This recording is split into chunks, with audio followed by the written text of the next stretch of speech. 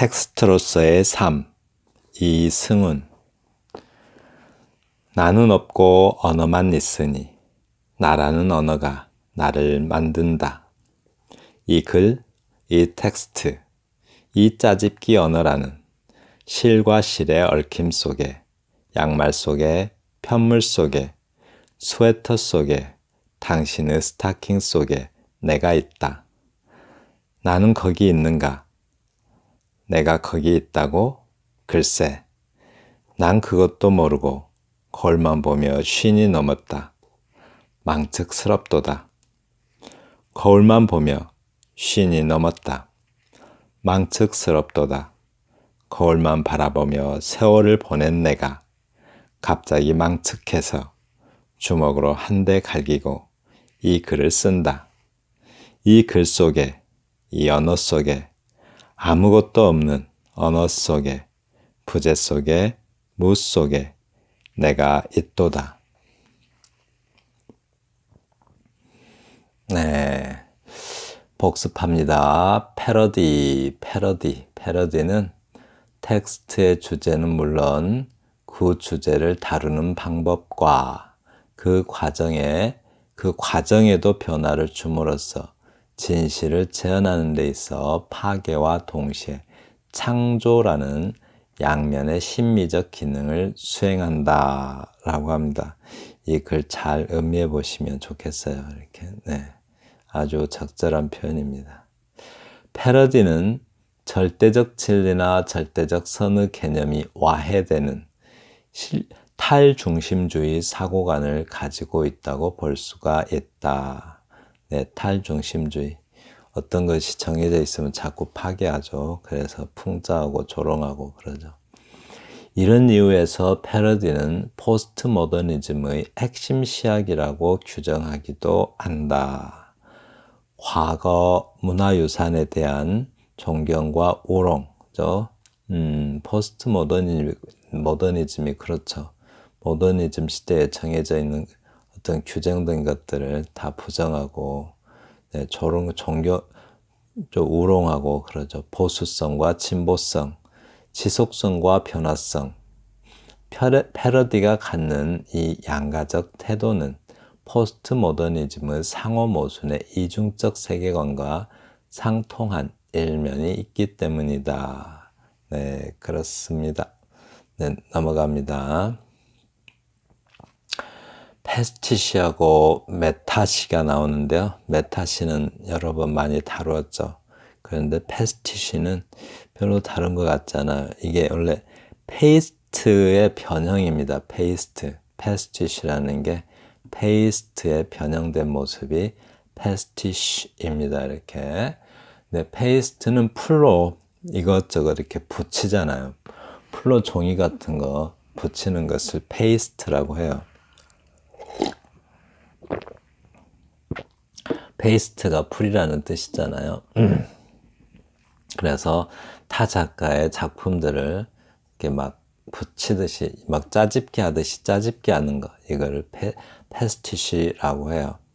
타 작가의 작품에서 거의 변형됨이 없이 거의 변형됨이 없는 것이지 아예 변형됨이 없는 건 아니에요. 거의 변형됨이 없이, 변형시키려는 의도가 있는 건 아니죠. 변형시키려는 의도는 전혀 없는데 필요에 따라서 형태를 살짝 바꿀 수는 있겠죠. 모티프, 이미지, 에피소드 등으로 구성된다. 갖출 건 다 갖췄죠. 표절과는 달리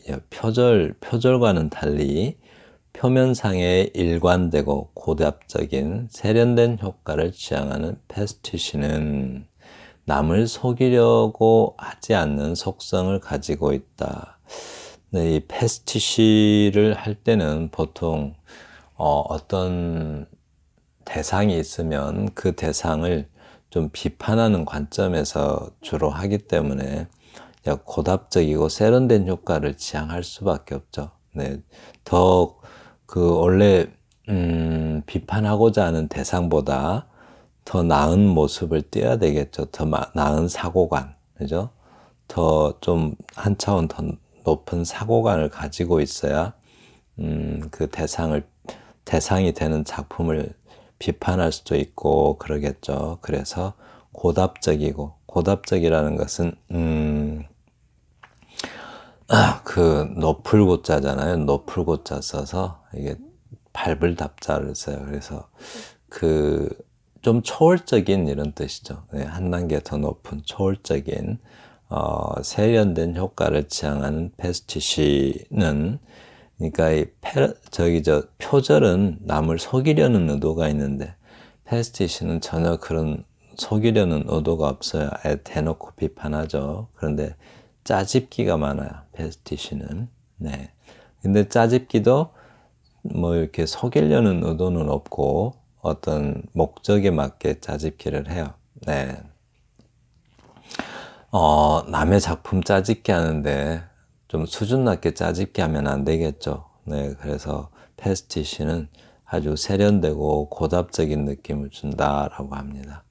새로운 세계와 스타일이 다 소진되었다는 고갈의식과 이거 아주 중요합니다. 고갈의식. 그러니까 이미 이제 어떤 그 스타일은 나올 대로 다 나왔기 때문에 새로운 스타일이 이제 다 고갈되었다는, 다 없어졌다는, 아니죠. 새로운 스타일이 이제 더 이상 나올 게 없다는 고갈의식과 어떤 언어라도, 그죠. 이제 언어라는 것 자체가, 다 모방이고, 짜집기인 것이지, 뭐, 새로운 게 아니라는 거죠. 언어 자체가. 그래서 어떤 언어라도 독특할 수 없다는 비독창성에서 발생한다. 네, 그래서 패스티시는 대놓고 짜집기 하는 이유가 우리가 그 새롭다라고 어떤 그 독창적이다, 독특하다, 창의적이다라고 한 것들도 이미 다 어디선가 그 짜집기라는 거죠. 그 자체가 언어로 글 쓰는 행위 자체가 다 짜집기니까 이 패스티시는 아예 대놓고 티나게 짜집기를 하는 겁니다. 네. 패스티시, 그죠? 패스티시 여러 번 반복해 보세요. 패스티시 원래 풀이라는 뜻이요. 페이스트라고. 왜 저희 치약이나 된장 같이 이렇게 한 것도 그 페이스트라는 말 쓰잖아요. 풍자적인 의도가 없다는 점에서 패스티시는 비판은 해도 풍자적인 의도가 없다는 점에서 중성 모방이래요. 그리고 동시에 원전을 발췌하여 조립한다는 점에서 혼성 모방이다. 네, 원전을 원래 작품을 발췌해서 조립해요. 그것도 아주 대놓고 하죠. 모방 기교로서 패러디가 원전과는 다르게 모방하는 것. 패러디는 비틀죠. 이렇게 패러디는 비트는데 패스티시는 안 비틀어요. 그냥 그대로 유사하게 모방하는 것이다 라고 합니다. 네. 패스티시는 비판시든 칭찬하는 송시든 상대방의 작품들 중 좋은 문구를 부분적으로 발췌하여 짜집기 하는 경우, 네, 한마디로 풀로 종이 조각들 붙이듯이 짜집기 하는 경우가 이에 해당한다 라고 합니다. 네. 문병난 시인의 시인데요. 길어요. 굉장히 긴데 제가 이건 너무 길어서 어떡하나 하고 그냥 넘어갈 수는 없었어요. 왜냐하면 하나의 어떤 그 모범적인 패스티시의 모범적인 어떤 시이기 때문에 그냥 했습니다. 그래서 일단 이제 이것은 이제 가난이라는 시인데 한번 볼까요? 논 단마지기 짓는 농부가 자식 넷을 키우고 학교 보내는 일이 얼마나 고달픈가 우리는 다 안다. 가난이 뭔지 다 안돼요. 가난의 현실을 얼마나 힘든 것인지. 집 한 칸 없는 소시민이 자기 집 마련하는데 평생을 건다는 것을 우리는 다 안다. 집이 굉장히 삶에서 중요한 것인데 그 집 한 칸 마련하는 것이 얼마나 중요한지 우리는 다 안다라고 합니다.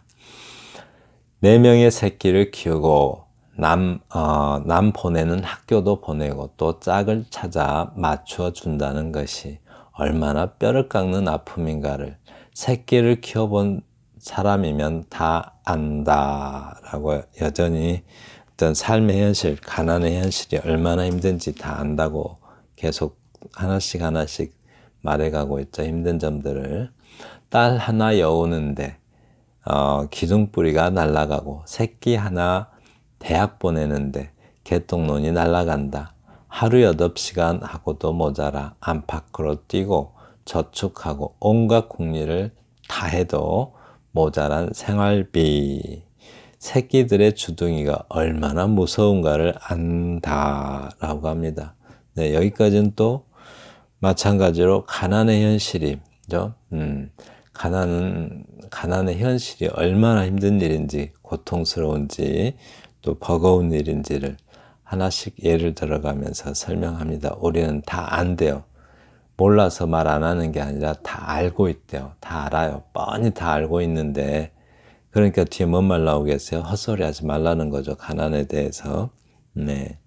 그래도 가난은 한갓 남루에 지나지 않는가라고 이렇게 딱 묻혀. 남루. 가난은 한갓 남루에 지나지 않는가라고 묻고 있어요. 에? 그러니까 상대방이 뭐라고 말했겠어요? 가난은 한갓 남루에 지나지 않는다라는 말을 누가 했겠죠. 네. 모등을 보며라는 시에서 서정 미당께서 이렇게 하신 말씀입니다. 근데 이제 미당이 그 모등을 보며라는 시에서 그 가난이야 한갓 남루에 지나지 않는다라고 상당히 낭만적으로 묘사를 했어요. 가난을. 그래서 가난은 그렇게 낭만적으로 볼 수 있는 그런 게 아니다라고 이렇게 설명합니다. 그러니까 시인이 본래 그러니까 그 시인이 어떤 이 시의 시인이 가지고 있는 본래 의도를 이렇게 표현하기 위해서 나타내기 위해서 그 미당의 그 모등을 보며 또 뭐 국화 옆에서 또 내리는 눈발 속에서 이런 작품들을 몇 구절씩 이렇게 가져와서 구절들을 이렇게 따와서 그러니까 짜집기를 한 겁니다. 이렇게. 그러니까 이거는 지금 그 모등을 보며라는 시에서 따온 것이고요. 쑥구렁 옥돌처럼 호젓이 묻혀 있을 일인가 역시 같은 시에서 따온 겁니다. 그럴 일이 결코 아니라는 거죠. 네, 이미 답은 정해져 있어요. 대답을 바라는 질문이 아니고 이미 그게 아니다라는 말을 오히려 강조하는 거죠. 그대 짐짓 팔짱 끼고 한눈 파는 능청으로 맹물을 마시면서 괜찮다 그럴 수 있겠는가 이거죠. 이렇게 오늘의 굶주림을 달랠 수 있겠는가. 네, 가난은 그렇게 미당이 표현한 것처럼 낭만적인 것이 아니다라고 강하게 비판하고 있죠. 청산이 그 발 아래 질환을 기르듯. 이것도 그 시 내용이죠. 질환이라는 게 뭐죠? 지초와 난초를 이야기하는 건데 그 산에서 자라는 어떤 그 향초들이죠. 향초들. 그 향초들이 지라는 그 지초와 난초의 이 두 가지 풀을 가리켜서 하는 말인데 난초 딱 하면 생각나는 게 뭐죠? 뭔가 고매하고 좀 뭔가 맑고 깨끗하고 그런 어떤 재질을 비유하는 거죠. 어떤 그런 어떤 그 기질, 그러한 기질들을 비유적으로 표현하는데 청산이나 말하고 그 발 아래 질환을 기르듯. 산에서 청산이죠. 청산. 산이 질환을 기르는 것은 아주 뭐 특별한 대단한 노동이 있어 보이진 않죠. 그렇게 애들을 기를 수 있겠냐는 거죠. 현실은 그렇지 못한데 마치 가난을 낭만처럼 표현하니까 화가 났어요. 네. 우리는 우리 새끼들을 키울 수 없다. 저절로 피고 저절로 치고 저절로 오가는 사계절. 새끼는 저절로 크지 않고 저절로 먹지 못한다. 이게 현실이라는 거죠. 지혜비는 지혜미를 먹여 살려야 하고 지혜미는 지혜비를 부추겨야 하고 막 힘내라고 부추겨 열심히 나가서 일하겠죠. 사람은 일 속에서 나서 일 속에서 살다. 일 속에서 죽는다. 타고난 마음씨가 아무리 청산 같다고 해도 썩은 젓갈이 들어가야 입맛이 나는 창자. 창자는 줄이면 배고프고 또 먹으면 똥을 싼다. 이슬이나 바람이나 마시며 절로절로 사는 무슨 신선이 있겠는가. 그런 게 없다라는 것이죠. 이게 현실이다라고 해요. 네, 절로절로 어서 또 많이 본 것 같아요. 절로절로. 그리고 이제 보리밥에 된장이라도 먹어야 하는 사람은 밥을 하늘로 삼는다. 밥이 절대적이죠. 가난 속에서는. 사람은 밥 앞에 절을 한다. 네, 먹을 것 앞에서는 아주 절을 할 정도래요. 그게 현실이라는 것이에요. 이제 국화꽃 피기 위해서를 이것도 가져왔죠. 사실은 어떤 그런 뭐랄까 막 내리는 눈발 속에서라는 작품이 있는데 어떤 그 작품에 가지고 있는 어떤 그 작품이 문제적이라는 것을 지적하기 위해서 이런 다른 작품까지 문제를 삼고 있다고 합니다. 네. 그러니까 한 송이 국화꽃을 피우기 위해서 전 우주가 동원된다고 노래하는 동안 이 땅의 어느 그늘진 구석에 한술 밥을 구하는 굶주린 입술이 있다는 것을 아는가. 네, 그렇게 가난을 낭만적으로 표현해도 되겠냐라고 비판하고 있죠. 결코 가난은 한낱 남루가 아니다. 이건 또 이제 그 무등을 바라보며 나온 말이죠. 입었다 벗어버리는 그런 혼옷이 아니다. 목숨이 농을 쳐 휘어드는 오후의 때 듣는이네요. 휘어드는 오후의 때 물끄러미 청산이나 바라보는 풍류가 아니다. 네, 가난은 그렇게 풍류가 아니라고 해요. 가난은 적, 우리를 삼켜버리고 가난은 적이래요. 싸워야 될 적. 우리의 천성까지 먹어버리는 독충. 옷이 아니라 살갗까지 썩어버리는 독소. 우리 인간의 적이다. 물리쳐야 할 악마다. 쪼르르 소리가 나는 뱃속에다 덧없이 해충을 기르는 청빈낙도. 청빈낙도는 아니겠죠. 그냥 비극이겠죠. 청빈낙도의 도연명의 술잔을 흉내내며 지금 미당이 그러고 있다라고 비판하고 있죠. 괜찮다. 그대 능청 떨지 말라라고 해요. 그래서 또 가난을 한 편의 시와 바꾸어 한 그릇 밥과 된장 국물을 마시려는 저 구린 입을 모독하지 마라. 네, 구린 입을 모독하지 말래요. 이렇게 참 비극적 가난 속에서 사는 그런 어떤 가난은 그렇게 굶주리는 입인데 가난한 것도 서러운데 거기다 모욕까지 하지 말라는 거죠. 오 위선의 시인이여 민중을 잠재우는. 그러니까 이 민중을 잠재운다는 것도 민중은 깨어나야 되는데 자꾸 민중을 오도하고 있다는 거죠. 잘못 이끌고 있는 이 자장가의 시인이여 민중을 깨우는 시인이 되지 않고 민중을 잠자게 하는 시인이라고 아주 세게 비판을 합니다. 네, 그렇습니다. 이렇게 이제 여러 작품들을 짜집게 하는 것, 이것을 갖다 패스티시라고요. 아까 패스티시의 특징이 뭐죠? 이런 식 한 번씩 써보는 것도 어떤 상상력 기르는데 상당히 좋겠죠. 패스티시 특징을 한 번만 더 보고 가요. 네. 한마디로 여러 개의 작품을 짜집게 하는 건데 변형될 의도는 전혀 없어요. 조금씩 변형할 수는 있지만 그 변형시킬 의도는 전혀 없고 그대로를 가져와야 비판을 하든 칭송을 하든 할 수가 있겠죠. 칭송시도 될 수 있으니까요. 근데 그걸 갖다가 변형해 버리면 모를 수도 있잖아요. 그분의 작품이 아니다고 생각할 수도 있고. 그래서 변형을 잘 안 시켜요. 그런데 그걸 비판하거나 칭송하려면 어떤 태도를 가져야 돼요? 약간 고매하고 세련된 그런 어떤 태도를 가지고 해야 이렇게 좀 이렇게 받아들여지겠죠. 네, 그래서 패스티시는 남을 속이려고 하지 않는 속성을 가지고 있어요. 속이면 안 되겠죠. 네, 칭찬이든 비판이든 그걸 속이면은 안 되죠. 다른 일이 돼버리죠. 다른 시가 되고 다른 시인의 의도가 다 왜곡되겠죠. 새로운 세계와 스타일이 다 소진되었다는 고갈의식이 있다는 것. 네, 어차피 언어는 다 네, 모방이라고 생각하죠. 네. 그리고 풍자적인 의도가 없다는 점. 네, 패스티시는 중성 모방이고 동시에 여러 원전들을 발췌하여 짜집게 한다는 점. 그래서 혼성 모방이라고 할 수 있고요.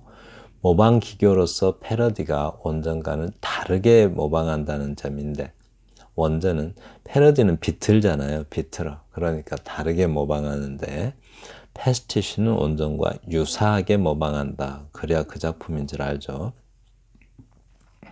그래야 칭찬을 하면 칭찬의 대상이 무엇인지를 알고 유사하거나 똑같게 해야 그죠? 유사하다는 것은 아주 거의 같게 해야 돼요. 그냥 조금 비슷한 게 아니라 많이 같게 독자가 읽어서 그 사람 언어구나라는 걸 알아볼 수 있게 좀 칭찬을 하든 비판을 하든 그 사람의 그 사람의 작품이라는 걸 알아볼 수 있게 모방해야 되겠죠. 네.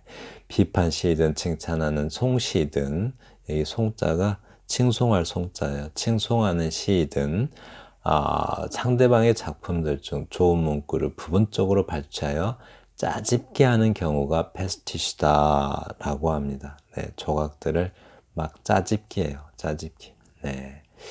그렇습니다. 넘어갑니다. 자, 아까 낭송한 메타시입니다. 이 메타가 초월이라는 뜻이에요. 초월. 원래 이제 메타는 그 메타모피시스 하듯이 변형이란 뜻이에요. 원래 변형. 메타모피시스 이라는 거 있잖아요. 변형이라는 뜻인데, 근데 이제 그게 이제 의미가 뭐 변형이라는 뜻도 있지만 초월, 일단 메타피지컬이라고 하잖아요. 그 초월적 이게 물리적인 것을 초월한다 해서 메타피지컬이라고 하죠. 형이상학할 때, 형이상학이 메타피지컬이라고 합니다. 그래서 시를 초월한 시예요, 이렇게. 예, 시를 초월한 시. 이게 이제 메타포이트리의 시예요, 메타시. 그래서 메타시는 그 시법이라는 시가 또 메타시로 유명하죠. 시에 대한 시쓰기, 네, 이것도 메타시고, 시론시, 시에 대한 이론에 관한 시, 또 시인론, 시인에 관한 시, 이런 것들이 메타시예요. 근데 넓게 보면 시 쓰는 과정을 쓴 것도 메타시고, 아무튼 시 쓰기에 관련되어 있는 것들을 그냥 메타시라고 합니다. 네. 다음, 텍스트로서의 삶, 이승훈 시인의 시입니다. 그런데 텍스트가 뭐죠? 텍스트는 문자라고 하죠. 이렇게 텍스트, 문자. 근데 또 텍스트는 원본을 텍스트라고도 해요. 예를 들면 백석 시인의 메세소리라는 시가 있죠. 메세소리. 제가 아주 좋아하는 시인데요. 그 메세소리라는 시에 대해서 누군가 평론을 했거나 또는 뭐 메세소리라는 시에 대해서 해설을 했거나 또 어떤 메세소리라는 시에 대해서 논문을 썼거나 했어요. 그러면 그 논문과 그 평론과 그 해설의 텍스트는 메세소리라는 작품입니다. 그 메세소리라는 작품이 텍스트인 거예요. 그죠? 그런데 텍스트로서의 삶이니까 만약 나의 삶을 나의 삶에 대해서 어떤 시를 썼거나, 그죠? 나의 삶에 대해서 시를 썼거나, 또 나의 삶에 대해서 의미 해석을 했거나, 내 삶에 대한 일기를 썼거나, 그러면 시나 일기나 의미 해석은, 의미 해석의 텍스트는 내가 살아온 삶이 되겠죠. 내 삶에 대해서 썼으니까, 그죠? 어떤 내 삶에 대한 시를 썼다면 그 시의 텍스트는 내가 살아온 삶이 되고, 내 삶에 대해서 일기를 썼다면 내가 내 삶이 텍스트인 거겠죠. 네, 그렇습니다. 그런데 이제 텍스트는 또 문자이기도 해요. 그런데 여기에서 언어 이렇게 나오죠. 네, 그럼 한번 보겠습니다.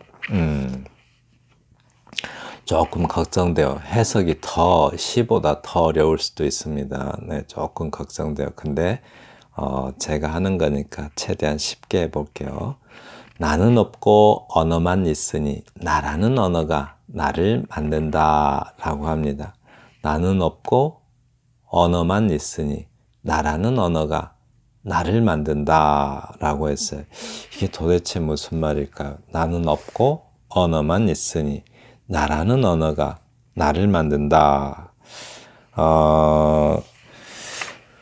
무의식은 언어처럼 구조화되어 있다라는 말을 들어보신 적 있나요? 이렇게 조금 어려울 수도 있는데, 그죠? 무의식은 언어처럼 구조화되어 있다. 인간의 욕망은 타자의 욕망이다라는 말로 유명한 사람이 있죠. 네, 자크 라캉입니다. 자크 라캉이 인간의 무의식은 언어처럼 구조화되어 있대요. 이게 무슨 말이냐면 어떤 존재가 있어서 그 존재에 대한 이름, 즉 언어가 있는 것이 아니라 언어가 있기 때문에 그 존재가 있다라는 말인데요. 예를 들면 한국어에는 나비와 나방 구별해서 언어가 있죠. 그래서 나비와 나방이라는 존재가 둘로 나누어져서 우리 의식 속에 존재해요.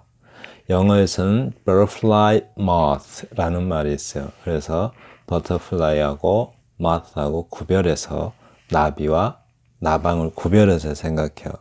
그런데 프랑스어는 나비와 나방이 한 가지예요. 그래서 나비라는 말만 있고 나방이라는 말이 없대요. 그래서 나방이 따로 프랑스인들의 의식 속에서는 나방이라는 존재가 없는 거죠. 다른 예로 들면 소나무가 있다고 생각해 봐요.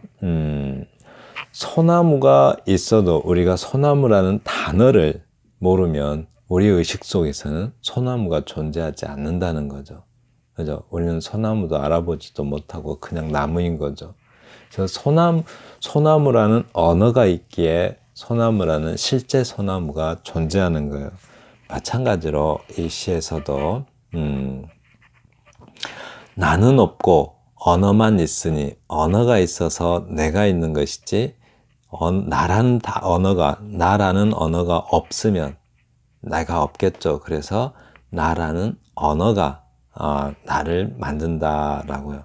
나라는 단어가 있으니까 나를 의식할 수가 있죠. 우리 의식은. 그죠? 나를 인식할 수가 있어요.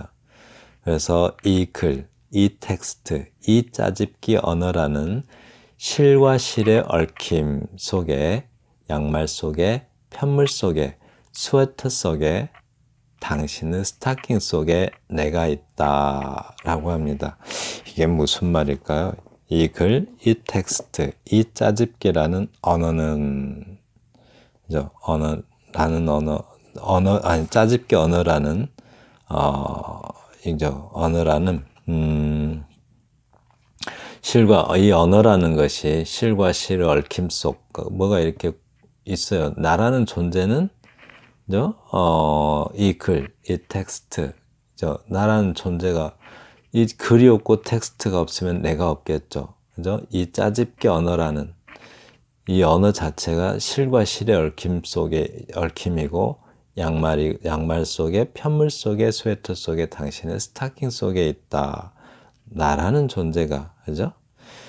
전혀 있을 것 같지 않은 그 대상 속에 내가 있대요. 네. 그죠? 나라는 존재가. 차연이라고 해요. 차연.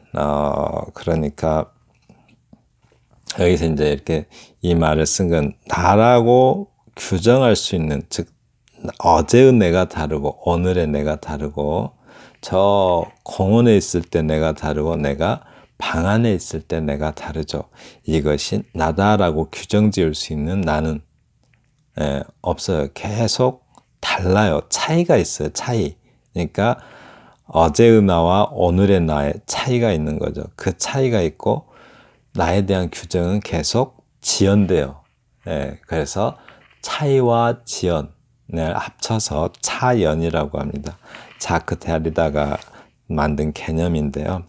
여기서 이제 자크 데리다가 문자를 중요시한 철학자예요. 해체 철학자라고 하는데, 문자, 옛날에는 그 소리, 말소리 있죠. 말소리가 진실이고 문자는 진실이 아니라고 그래서 말소리를 더 중요시 여겼어요. 그런데 그게 아니다. 문자가 있기 때문에 어떤 그 말소리가 유지가 된다는 거죠. 아무튼 그렇대요. 그게 이제 자크 데리다의 개념이에요. 그러니까 기존의 철학을 다 해체하는 건데, 옛날에는 진리를, 불변의 진리를 추구했잖아요. 그게 진리라고. 불변이 진리라는 거죠. 근데 자크 때는 그 불변하는 거 그런 거 없다. 항상 변화한다라는 거죠. 그래서 이렇게 나라는 존재가 규정되지 않고 늘 변해요. 차이가 있고 그 차이는 계속돼요. 그리고 의미 규정은 지연됩니다. 그래서 차연이라고 합니다. 네, 좀 이해되시죠? 조금 더 나가면 이해가 됩니다. 잡아요, 이렇게. 나는 거기 있는가? 내가 거기 있다고? 글쎄, 난 그것도 모르고 거울만 보며 쉰이 넘었다. 그러니까 이제 이렇게 한번 볼까요? 예를 들어서 차연이라는 개념을 좀 더 생각해 봐요. 착한 사람이라고 해봐요. 착한 사람. 어떤 상황에서 내가 착한 사람이겠죠. 어머니 앞에서, 선생님 앞에서, 또는 아버지 앞에서 착한 사람일 수 있어요. 그러나 어느 상황이 되면, 어떤 상황, 친구들과 몰려다니는 어떤 패거리 속에서, 또는 군대에서 총을 잡고 있을 때 나는 굉장히 폭력적인 사람이 될 수도 있는 거죠.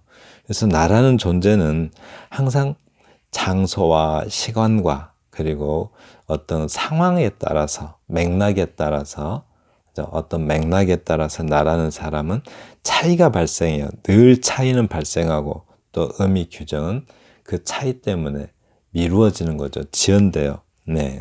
그래서 그것이 차연이라고 합니다. 그 차연은 딱 완성되는 것이 아니라 계속됩니다. 계속.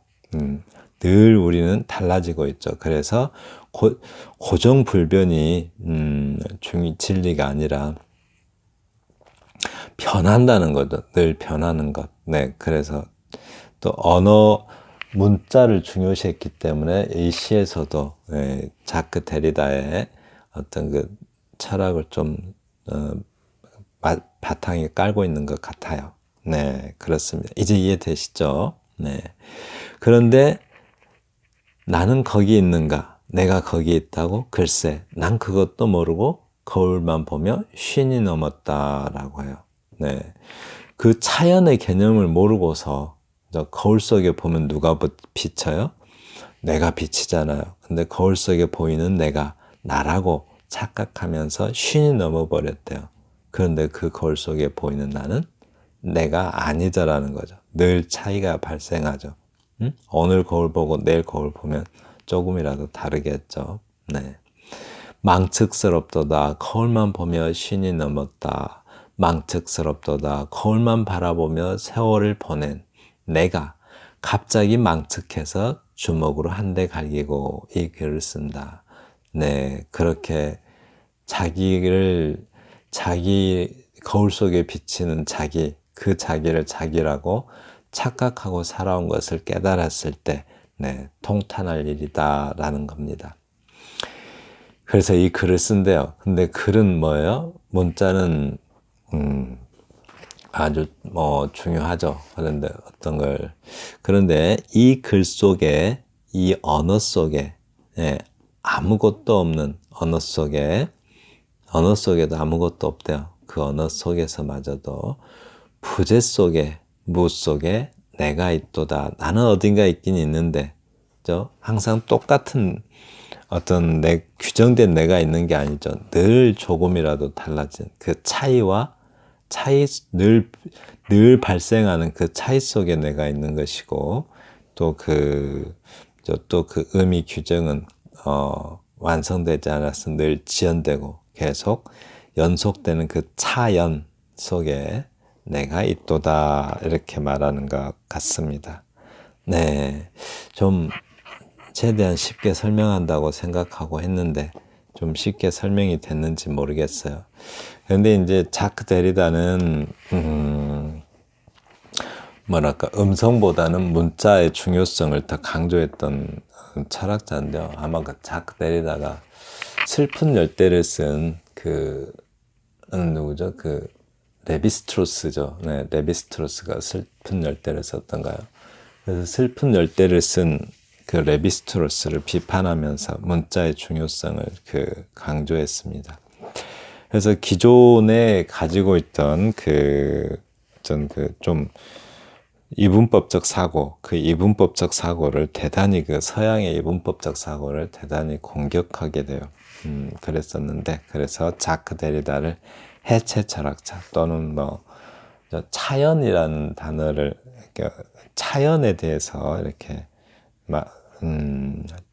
차연을 강조한 철학자라면 질 들레즈라고 있어요. 질 들레즈가